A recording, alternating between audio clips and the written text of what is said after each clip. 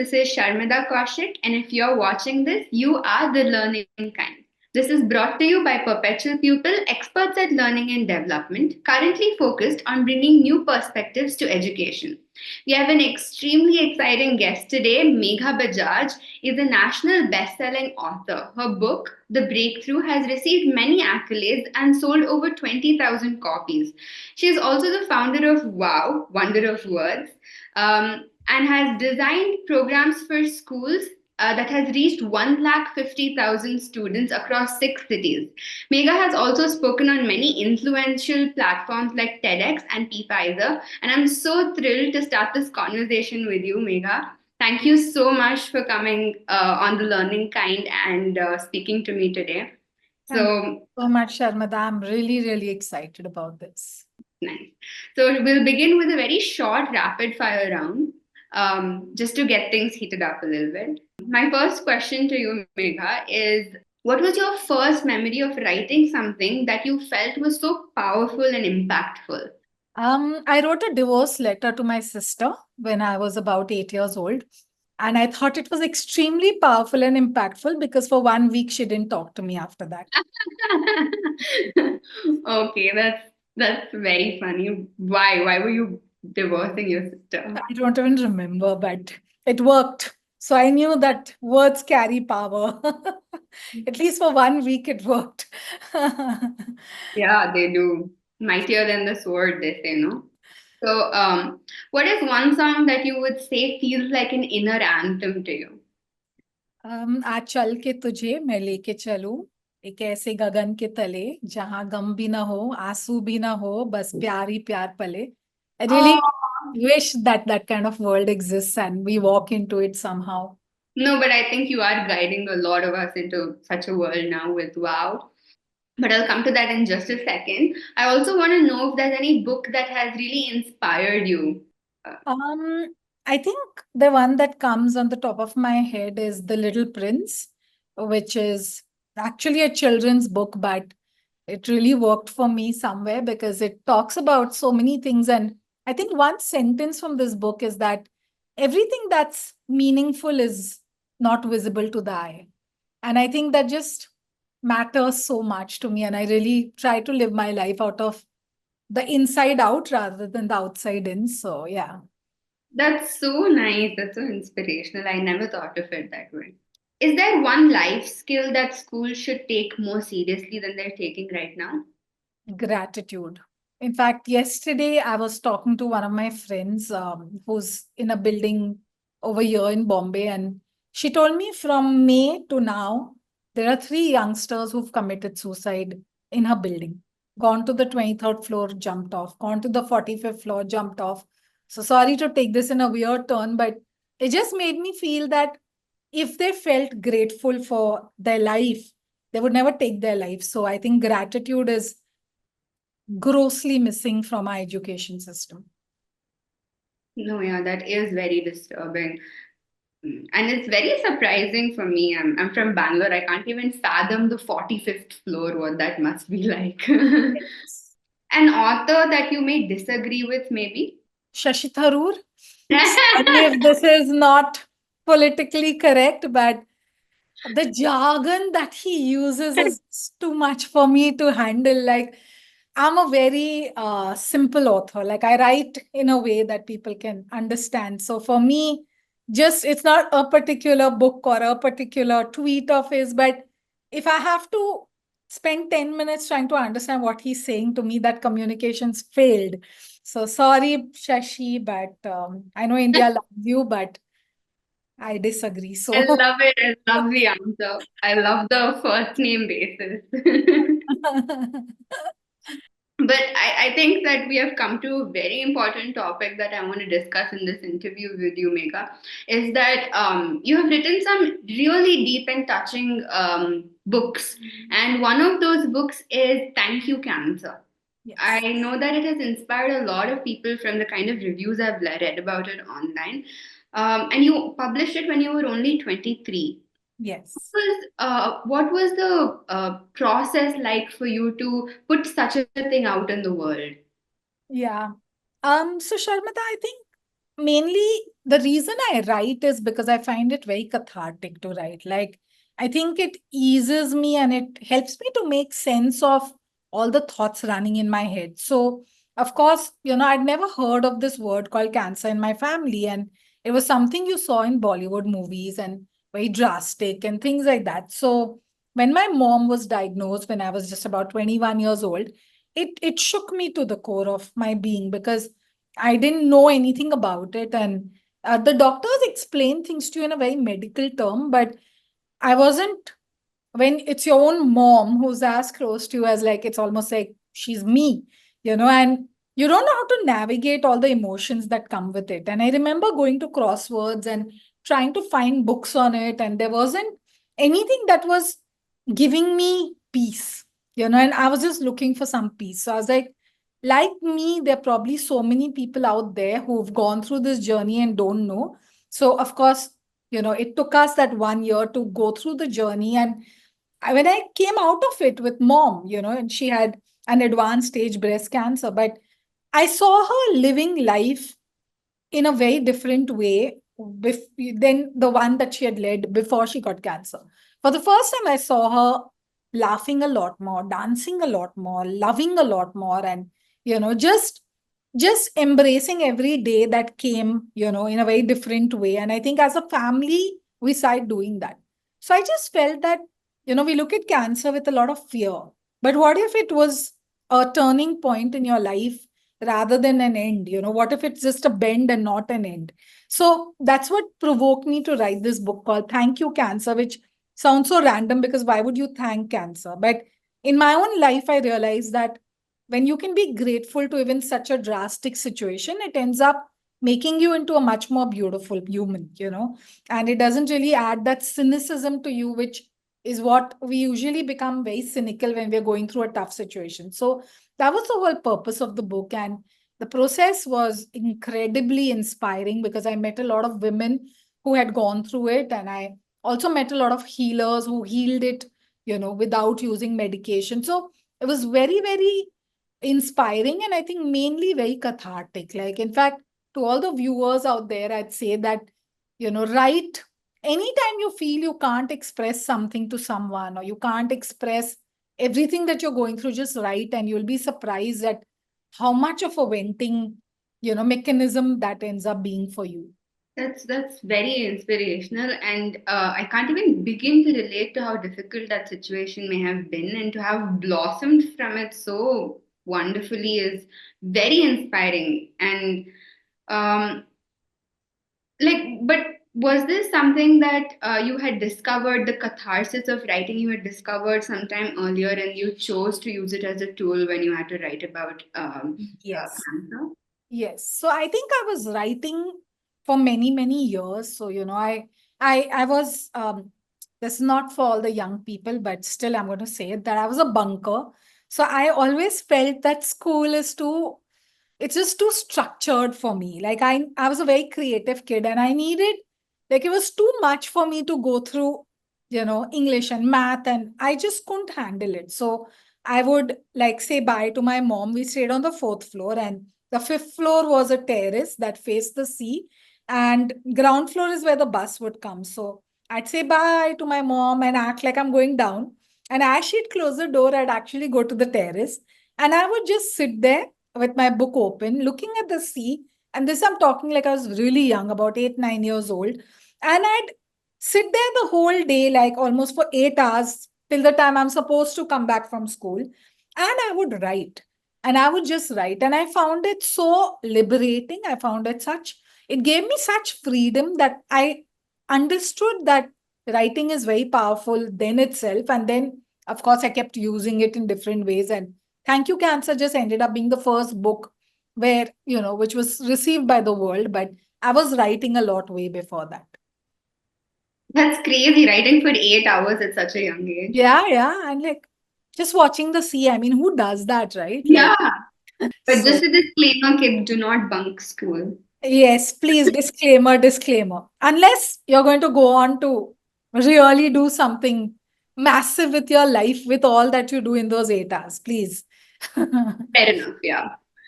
But I think your story of how you came to writing Thank You Cancer is something so beautiful for me because it circles back to what you said about, gratitude being an extremely important skill to have, and you discovered that as a family.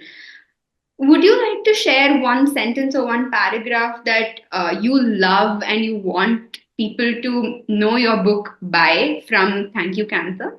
So thank you, Cancer. Like I wrote it in, when I was 23. I don't really honestly remember like a para or, whatever. But the last book that I wrote was called The Breakthrough. And uh, Hmm. in that, there is the story of a builder called Nitin Yati in Pune. And there's this whole paragraph that I've written of. He's a guy from the chawl, like literally grew up in, a 10 by 10 house. And today he lives in the biggest house in Pune and the most beautiful one. So it's his whole journey. And there's this moment where he does skydiving. And that whole paragraph of the sheer liberation that he feels when he overcomes that fear of that jumping off, and to the extent like, am I going to die? And your heart pumping. I know when I wrote it, Sharmada, I went through every emotion like as good as I was jumping off, that plane or whatever. So I think that's something that really stayed with me. And I wish people buy it and read it and feel the breakthroughs that all those people went through. I think it was very beautiful. Honestly, I don't remember Thank You Cancer. It's just been too long. And I think I wrote so much after that. Yes. But yeah, I do want to talk about breakthrough because it really was a breakthrough. It brought together so many people for its launch, and it's an anthology of smaller stories into it, right? Like Yes. It's you have. about 11 people. Yes. Yeah. So I think, yeah, we should all definitely go back and read it. It's would be great. How did that book empower you? The book had a moment that really empowered me, which I want to share with you. So the book was ready during COVID times, and I really wanted to launch it with these amazing 11 people. And I thought COVID was especially the reason where we all needed a breakthrough, So, and how do you have a launch? Because everyone's from different cities, we have people from Pune, we have people from Bangalore, and how do you get people together? So we were thinking, and then my publisher Rupa told me that why don't you have an online launch? So we were like, okay, we're having it. We wanted to be the world's biggest online launch. So I asked Dibakar, the editor, I was like, so how many people have already attended a launch, online launch? And he's like, 1 lakh. So we needed to have 1 lakh and one to make it the world's biggest book launch. And I think literally, that sentence that when you really desire something, how the world conspires to make it happen is that so 11 of us, them and me and some amazing evangelists, we all came together and we are like, come on, now we need 1 lakh one people to come and attend this book launch online, which was due for 15th August 2020. And we're like, we have to do it. And Book My Show joined us, which is not even a platform which hosts book launches. And the way I saw things getting magnetized was a miracle. And we had sleepless nights, we were brainstorming. And yet, on 14th August 2020, midnight, we were at about 23,000 registrations because Book My Show was actually registering how many people will attend and the link was being sent to them. So I was like, what do I do now? Like, we're nowhere close to 1 lakh and one, and we are just at 23,000. So I have a spiritual guru, Sharmada, called Mahatria. And I have a lot of faith in him. I've experienced incredible miracles with him. And I just wrote him a mail that night saying, you know what, Mahatria, I have done my best, comma, now you have to do the rest. And that's it. And I went to sleep. Okay. And I didn't know what to expect, honestly. 15th August happened, 6 o'clock happened, and people joined in and whatever. And we didn't know the numbers then. On the Tuesday, like it was a Sunday, Tuesday is when we got the numbers. So we had 3,87,501 people join in, which was triple of what we had expected or wanted to make it the world's biggest launch. So we did have the world's biggest book launch. And I think what it taught me was that I think I summed up my own life in that one sentence. I did my best. So we have to do what we have to do to make things happen. And that comma was literally like me surrendering to a higher intelligence and saying, now please you do the rest. And I think that's become such a defining thing for me in my life. In any goal that I want to achieve in my life, it's like you do your best and then you also have to surrender and say, now you take over. It's That not just really you. resonates. Yeah.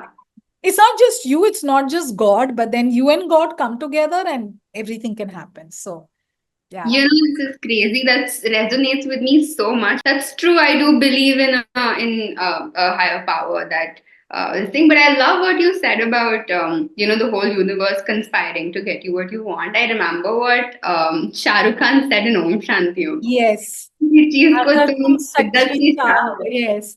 The puri kainat will. So I saw that happening. I was like, massive for me. So it's become like my mantra for life, actually. That's really nice. I think that should definitely inspire a lot of people. It's inspired me so much to listen to you say that because I feel like I can relate to you uh, Yes. when we say we do our best. And yeah, so does this book breakthrough represent something to you that maybe other books don't? I think the biggest thing I feel about the breakthrough, the word itself, and of course the book, is that I think we all are looking for breakthroughs. Like we all want more health, more wealth, more bliss, more love, more, spiritual grace flowing into our life. But we keep living our life in like a rut or in a pattern, and we think that somehow some cloud will open and, something will happen. But I think what breakthrough really means to me is like exactly that sentence that you got to do what you got to do. And then at some point, it's literally like life takes Believe. over.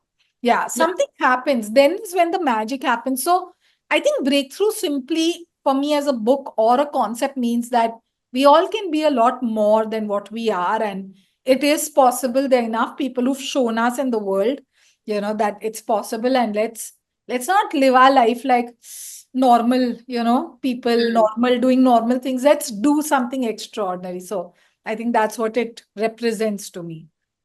Yes. चलो करते हैं. Yes. And like to give you an example, I had a person mail me about this and even take a video and send it to me through someone. So he bought the book Breakthrough and he was diagnosed with COVID. Like he had COVID and a really bad one where he was on ventilator and all. And he's like on the ventilator. I kept reading one chapter. And literally, when I bought the book is when I got COVID. I was taken to the hospital. I kept the book with me. When I reached the last chapter, I was discharged from the hospital. So he's like, the books just carried me through, and that meant so much to me. And at that time, when we all were going through that, it was crazy, right? So I felt, yeah, it's, met its objective. Yeah, more than I think it's that's so beautiful that it could carry somebody through such a traumatic Yes. experience. And we were all scared shit. Like in COVID, we were freaking out. And We were. yeah, it's crazy. That's awesome. I have to congratulate you on that. That's Thank you amazing. so much. Do you, but at any point, feel conflicted about how much of your personal life you make material for readers? No, not really. I think I'm very clear in my head that whatever I'm going through in my personal life, I think I've been gifted the gift to write for the world. I don't think it's for me. So I think even when I'm going through an experience, it's so strange. Like even the most intense experience, I think of how I'm going to deal with it and how I'm going to take it to the readers. So, like when my mom passed away in 2022, and a good 10 years after she was actually, that's another miracle, but we'll talk about it another day. But when when she finally let go, it was so intense. And I remember, like, in a moment like this, thinking that there must be so many people in this world who don't know how to deal with death. And I should find a way for myself so that I can write about it and tell the world about it. And so I think it's, I'm very clear that I'm here to write and to empower. And my experiences are only instruments to make me reach the world. So it helps me a lot, actually. It helps me really go through the very highs and lows without getting too absorbed by it, because I always feel, hey, I can help someone through it. And the moment you can think that, it doesn't hit you that hard. Yeah, and I think you're carrying forward that philosophy of yours by also creating this mentorship and healing workshop of yours that you take for aspiring writers. Yes. And you have writers who want to be writers from across the ages, from 8 years to 86 years old. Um, what are some of the things you see as necessary in order for you to be a good author? For me to be a good author, I think to just be able to feel every experience deeply. Because if I just tell you, like, oh, I had a great day, you wouldn't care much about it. But if I told you, I woke up to the sun rays and the smell of cinnamon tea, you'd be a lot more happy about it. So, and I think we authors, and I'm sure, if you're one, we think literally in poetics, and in like phrases and metaphors. And so it's so beautiful. Like inside me, I feel there's like always this movie going on. So I think an author needs to just live their life really, really intensely. And that helps them to bring those experiences in a very beautiful and powerful way to the world. So, and as an author mentor, I think it's very important to be non judgmental, because people come with so much judgments for their writing. And a lot of people feel very nervous to write because they think it'll be that red or green and that cross or tick. But writing is so liberating. So I think one thing I work on myself a lot as an author mentor is to stay as non-judgmental as possible. Is that something you see other people are also doing? They're writing for themselves and being non-judgmental to themselves. Is that something people Um, struggle? I Because think, I struggle with that. yeah, yeah. I think I try to help people with that. People write with a lot of emotions, but they're very scared of being judged. Like they, some of the writers I know are so brilliant, but they've never shared, like, say, even with their husband, because they fear ridicule or they fear that it's not good enough. So I think I sit there to tell them that they are good enough, and this is their unique voice and it deserves to go to the world. Yeah, that's nice. Do you notice that there are some skills in adults that that would have blossomed better if it were taught at a younger age? I think so many. I mean, a simple thing like, I mean, to give you my own example, Sharmada, I come from one of the best schools in Bombay. It's called JB Petit High School, where literally, I mean, you talk of the who's who, and at one time, if you have a girl child, you have to send them to JB Petit. It's like that kind of a school. But Shobha Day's kids have studied there, and all the Khuraki Walas. I mean, all the who's who have been in, there, that school. And even after coming from a school like that, and please, I have ultimate gratitude for them for all the good that they did for me, but also very objectively, things that went missing were that I didn't know how to deal with people. I didn't know how to have a conversation. I did not know how to deal with failure. I did not know how to deal with my negative emotions. So my whole thing is that all these are skills that we need. I mean, when you look at adults, so in my Wow online writing and healing workshop, I have people from, say, a 65-year-old lady wanting to write her book, after having had a bypass, and she went on to become an award-winning author with the book she wrote with me, to a entrepreneur who owns 1,000 crore business but is fighting depression, to a youngster who's writing a book. And when I look at everyone, I think some of the essentials of how do you deal with your negative emotions? Where is that really being taught in school? How do you, and even to normalize your negative emotions? Like, okay, I felt jealous. Who says this? How many people have you heard around you saying, you know what, Sharmada, I felt really jealous of that moment, but ultimately I got over it and today I'm so happy for you? How many people do you hear saying that? And it's not that we don't go through that, right? Anger is seen as such an evil emotion, hatred, but we all feel it. So I think I just wish we could do. I mean, I'm so happy that the perpetual pupil and the, you all do this work with children and teachers, because I see this lacking in adults all over, just how to deal with your own inner emotions is something that's missing completely. Also, how to be authentic. Like, we're always trying to please and pretend and act like we've all got it all together, whereas none of us have, yeah.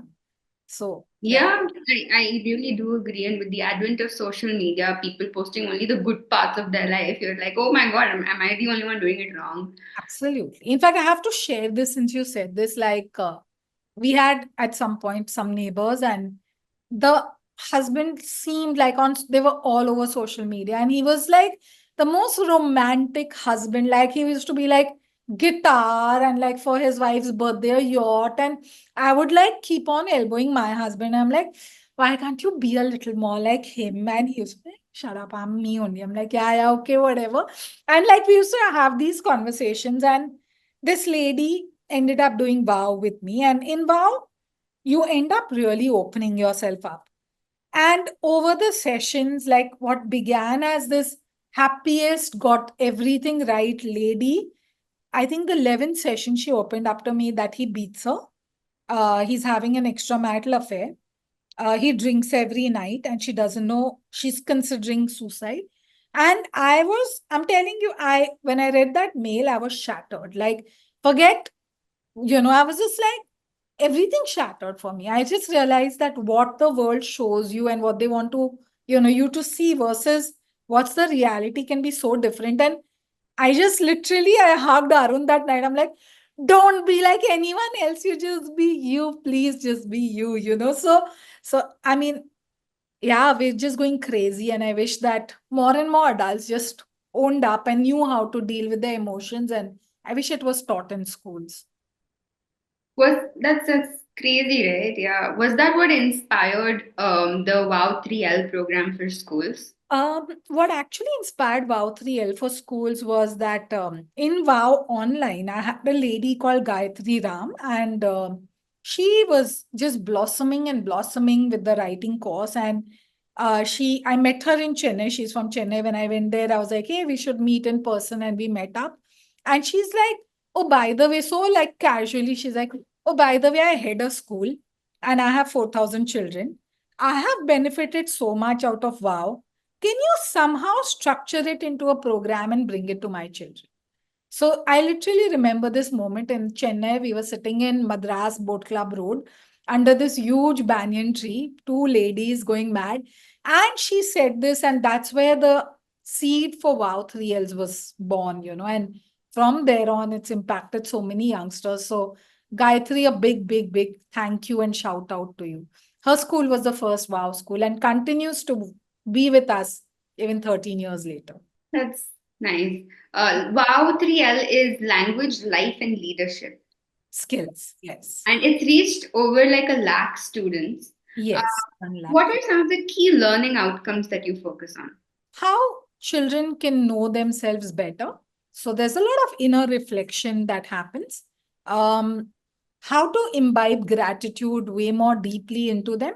So to give you an example, we have this very beautiful story called the What If Genie, okay, for fourth standard children. And it's about, so the first thing is imagine that you have wings. And all the children, the teacher has to play this music, and all the children flap their wings like, and they just walk, they fly around. And teachers tell us that you should just see the joy in all the children's faces when they do that. Then the what if genie says that, okay, it's, whatever. Now you imagine you don't have hands. So we actually make children, clasp their hands behind their back. And for 2, 3 minutes, we keep them like that. And we've had children burst into tears because they can't handle, and the teacher has to give them prompts like, imagine if you have to drink water, and they're like, oh God, I can't drink water without my hands. Imagine if you have to scratch your nose and you can't do that without your hands. So, and then the what if genie says that, hey, you know what? You don't have wings, but did you ever stop to think you do have hands? And how often do we even say gratitude to our hands? The kind of impact we've been seeing in the children through this is so amazing. Like, a teacher shared with us that she's seen so many of the very complaining children just change completely. And she's like, it was a very hot day, and the lights went out. So there was no fan also. And she was like, all the children, like, we can't, study. And she's like, just imagine what if, okay? There are children in the world who actually live in this climate. They don't know anything other. And she's like, for 45 minutes, she held those children in like the Chennai heat with no fan. And she was like, it's a miracle for me. So things like this, where you literally see, also we focus a lot on speaking, on writing. So we've been seeing children perform better academically. We've been seeing shy children come to the fore and talk about life and things, because in a class there'll always be those 4 to 5 children who are like, miss. But what about like the remaining 30, right?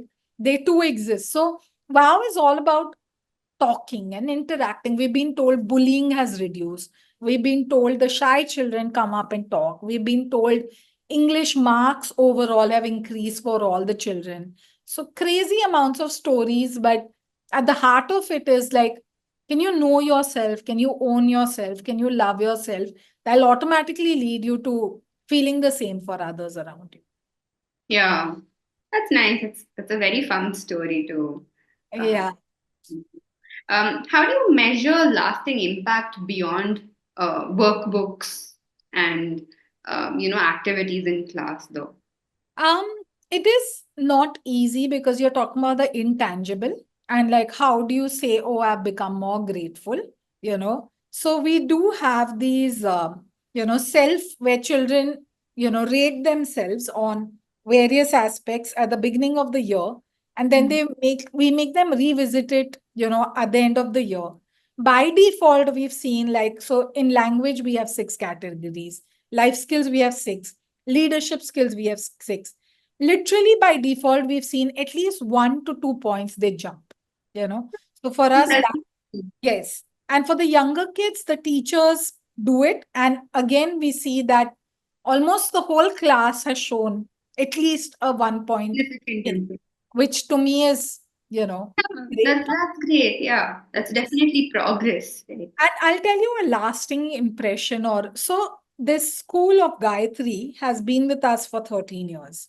So a child has, they've passed out, and whatever they've done, wow, they've passed out, they've come to life, and they've come and mailed us. And we've had mails where people are like, in this job, I felt so confident to answer because of that one poem I did in wow.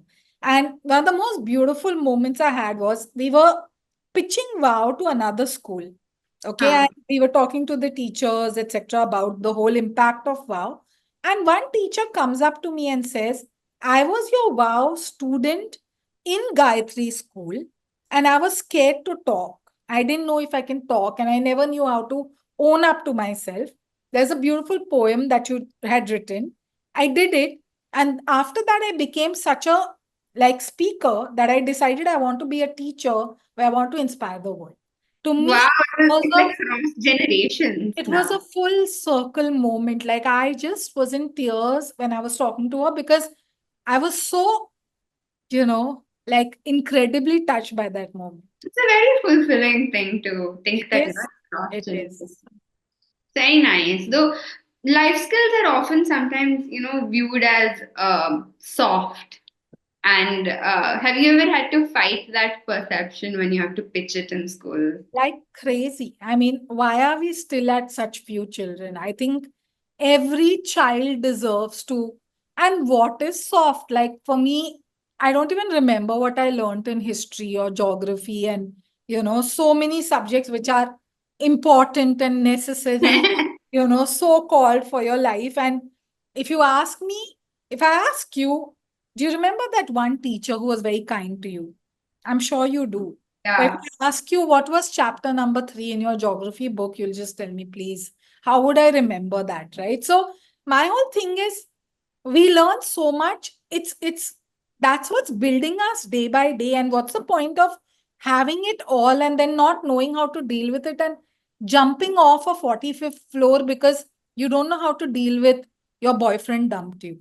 I'm sorry, that makes zero sense to me. So I think, please, educators, this is for you. I'm sorry if this is not very soft, but it's a very hard appeal to you, that Life skills are not soft skills, they are the most essential skills that children today need to grow into well balanced, happy individuals who are also going to succeed in life. So please, please, please don't see it as just a time pass subject. It's the subject. Everything else can be taught. I definitely agree with that. And I think that, well, I don't want to undermine the difficulties or the experiences that children who are committing such large decisions in their life are going through. But um, at the same time, it's so widespread. IIT had to implement some mother teacher thing, and quite odd that we're not able to rise above, basic skills like perseverance and just sticking through some hard times in your life. I definitely agree with you there. And But you what, don't have to do as drastic as, a suicide to wake up to this, right? Like I'm saying that even you and me, like, don't you feel that there could have been so much that was taught to you, which would remove away from the struggles that you're going through today, right? yeah, Why is financial literacy not a part of schools? It zaps me that our whole life is about money, earning money, making it big in life, and we're not taught the F of finance in school. Why? Why? yeah, Relationships, like my peace of mind is so directly proportional to the relationships in my life. How do you handle with different people and all the things that they come up with? We do all of this in wow. Like literally, there's like a POV session where it's like, okay, so you have an issue with this person, but let's turn around and assume you're that person now. Now, mhm, how do you perceive it? And what a shift children go through. So we literally have this. We get two children to come and we get them to exchange their shoes. And we say, mhm, now you walk into her shoes and tell us, how do you feel now? And we've actually had a bully, I spoke to you about it, like a bully breakdown and say, you know why I bully? Because I'm scared if I don't, y'all will bully me. And how will we learn all this? I mean, you don't think this is essential because you may meet the bully in your husband, you may meet the bully in your mother-in-law. How are you going to deal with it? yeah. And I think we end up normalizing such behaviors because we don't find a way to deal with it, and now they're the presidents of countries. I don't want to talk about it, but Absolutely. but yeah, what are some of the gaps that you have identified in school systems that need to be rectified, like, urgently? I think all of that we've been speaking about, that make gratitude as one of your most important subjects. It's as important as math and English. Give it the time it deserves. Don't assume it's going to come just by default. And gratitude is not saying thank you. It's a feeling. Simple things like relationships, talk to children about it. How do you deal with it? Emotions. So, like, Samira was just talking about how you'll do something for pre-primary also because emotions begin at that age. So, why are you not telling a child that there's also something called anger? So, I have a 20-month daughter and I have a mood board for her where I let her put a sticker as to how she's feeling. And sometimes she'll put like, okay, right now she's a little random, but she'll do things and I'm like, even if she's angry, I tell her, you know what? Mama understands. It's okay to feel this way. I don't have to keep telling her, smile, don't cry. Of course, you'll cry. Crying is okay. So, in fact, if she doesn't cry through her eyes when she grows up, some organ of hers is going to cry. This is like a proven science that when we don't cry, when we don't allow, the eyes are the organs that are supposed to cry. You don't cry, you store it, store it, store it. One day you'll have liver issues because your liver is crying. So so where is all this being taught? I mean, why is it not being taught?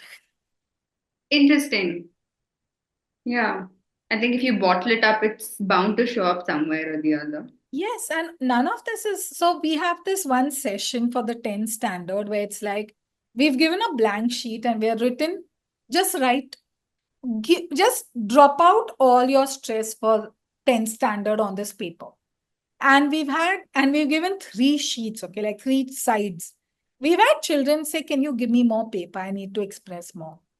Can you please give me? And they tear that sheet. I mean, so it's clear, right? Everyone's going through stuff, and where are we addressing it? And schools of all can address it in such a institutionalized, systematized way that we can actually see a new world emerge. So, urging you all, please, educators, don't look at it as a soft skill. It's the most important skill. Yeah, I have a very big and climax banger question for you now. But I'm disappointed that we have to end this wonderful conversation. I'm so riveted, but I think I'm hoping for further collaborations with you. But to ask my question, Megha, is if every school adopted Wow 3L tomorrow, and what concrete change in adult behavior would we be able to see maybe 20 years from now? I think a lot more grateful adults. And I think the moment you're grateful, it takes away the bite of life. Because no matter what situation you are, if you can hold on to gratitude, I think a part of you is still very positive about everything.